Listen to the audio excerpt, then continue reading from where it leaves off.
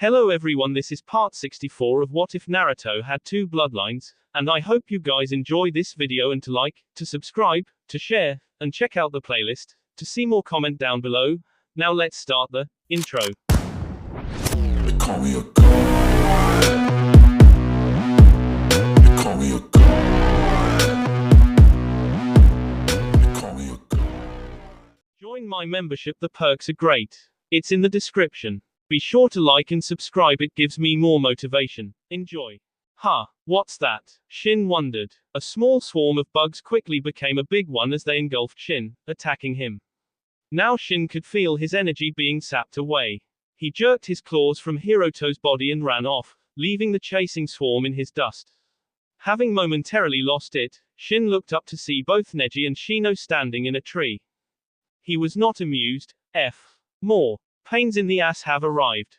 Hiroto collapsed to a knee as blood rained from his wounds. Since there was sure to be interference, Shin decided to dispose of Hiroto.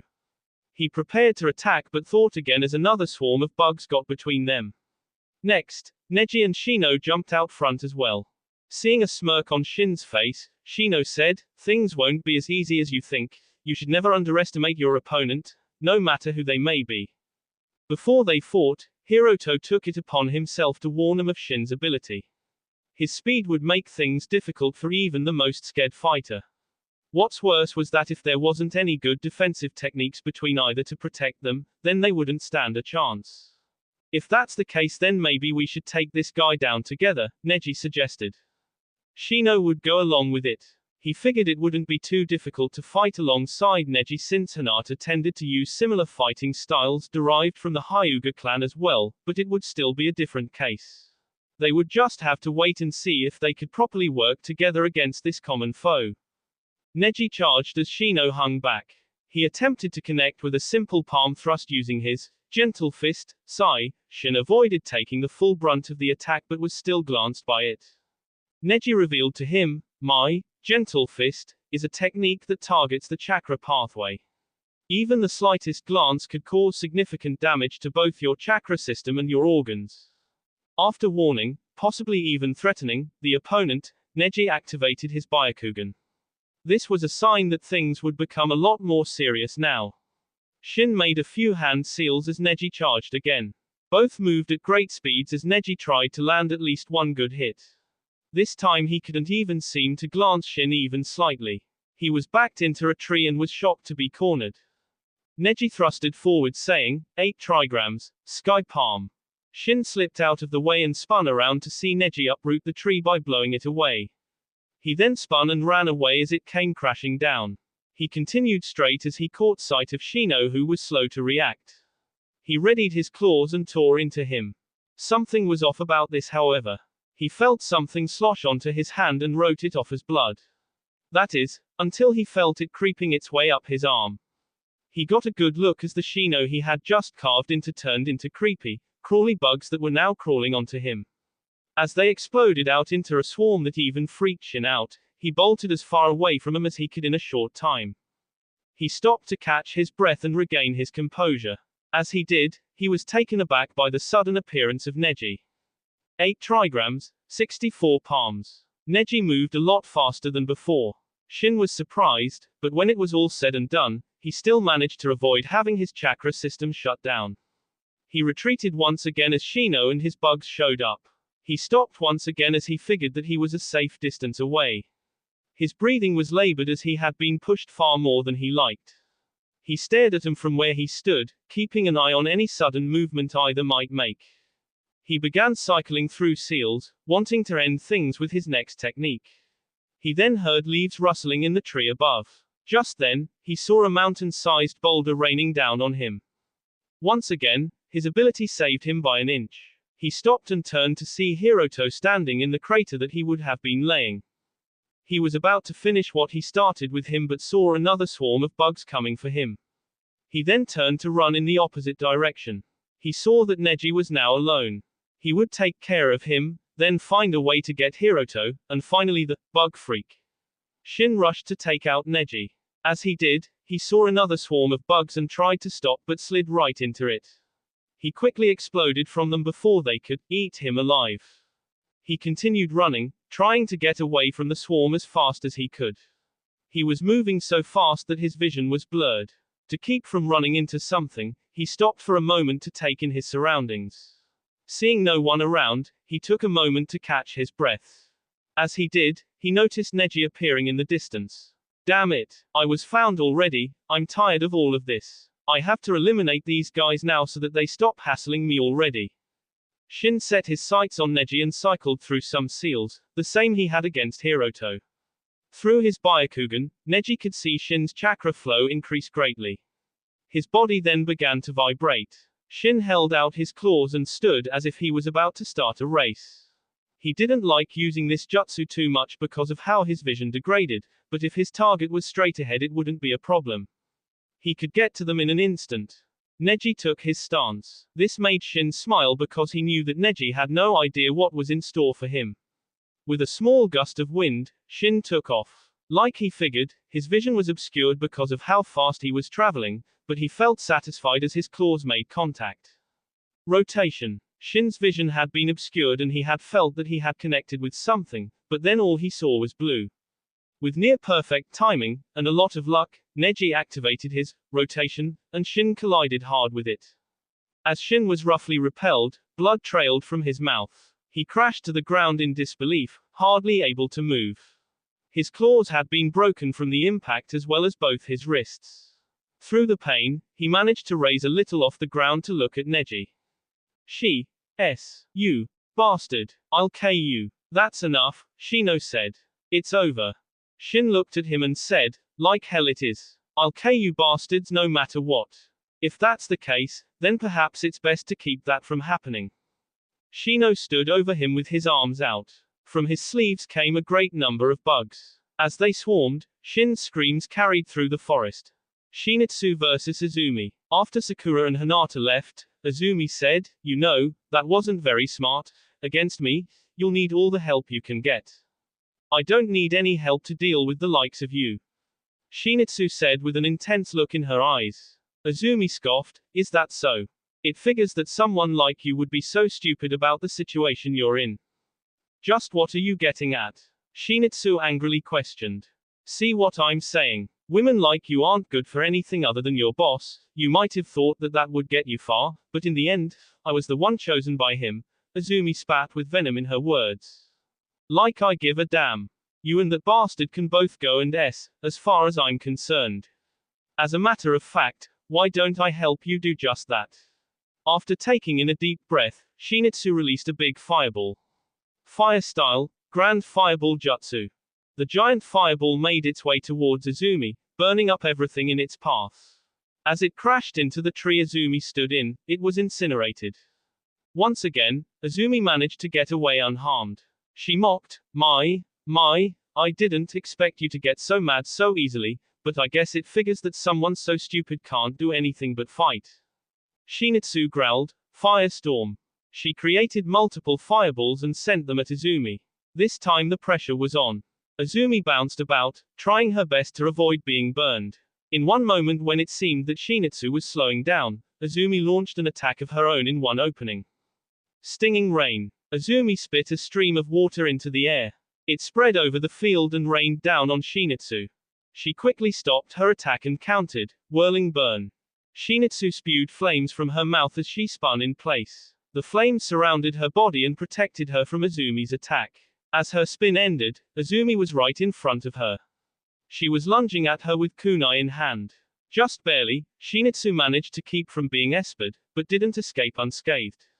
It had torn into her clothes and her as well.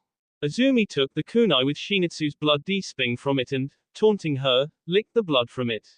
She proudly curled the corner of her mouth upward. It was starting to annoy Shinitsu that she was acting like she had already won, that they were never rivals in everything they did.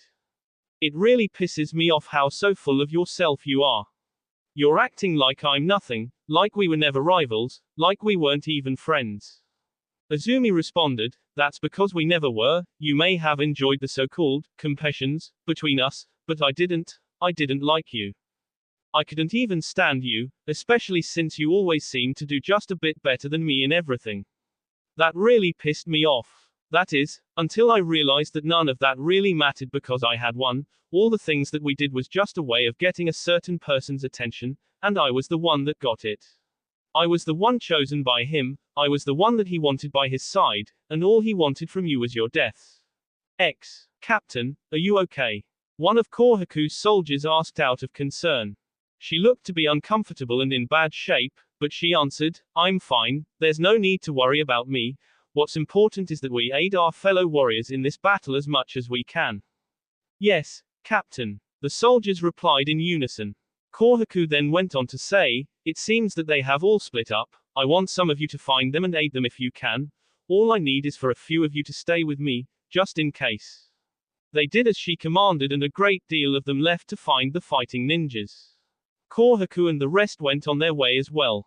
Takumi versus Kuki, Yo, and Yamato. Yo was still on the ground.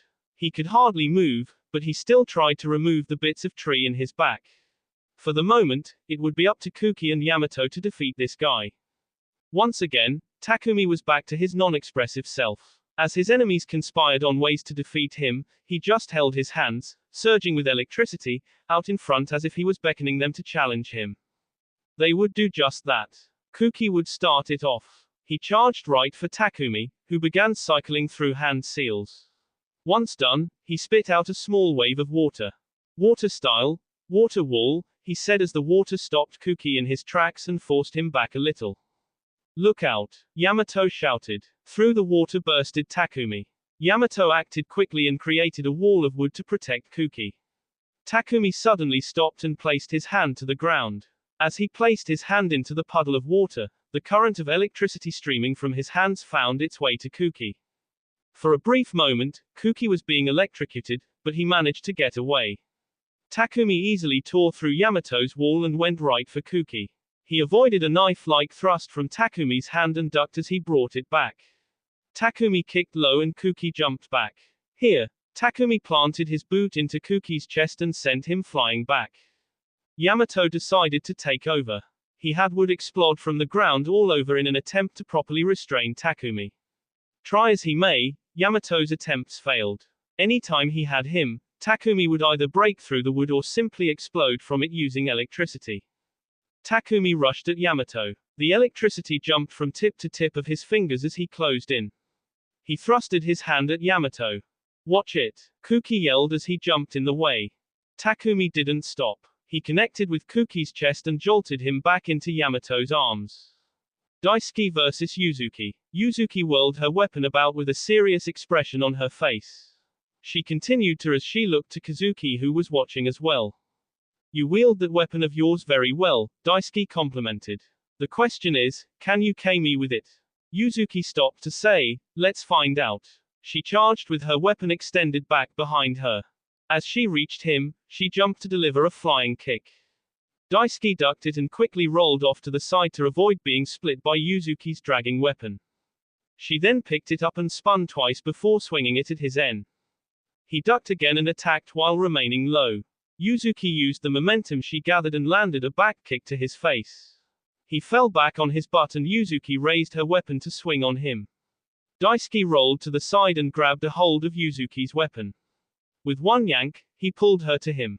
With both feet, he kicked her in her face. She was knocked back but didn't release her grip on her weapon. As she fell back and jerked her weapon along with her, it cut Daisuke's hand. Daisuke stood to his feet. While looking at his bleeding hand, he clicked his tongue a few times before saying, would you look at that? I've been wounded. He raised it to where Yuzuki could see. He then proceeded to heal it in front of her. Next, he said, there's nothing you can do to me that I can't heal, it's my specialty after all, that is, unless you K me. I'll put you out of your misery soon enough. Can you, Yuzuki? Can you? Of course I can. I'll make you regret everything you've done. Really, I don't think you can, you know why? Because we had something special for a while there, there's still something between us, I can see it in your eyes, Daisuke gloated.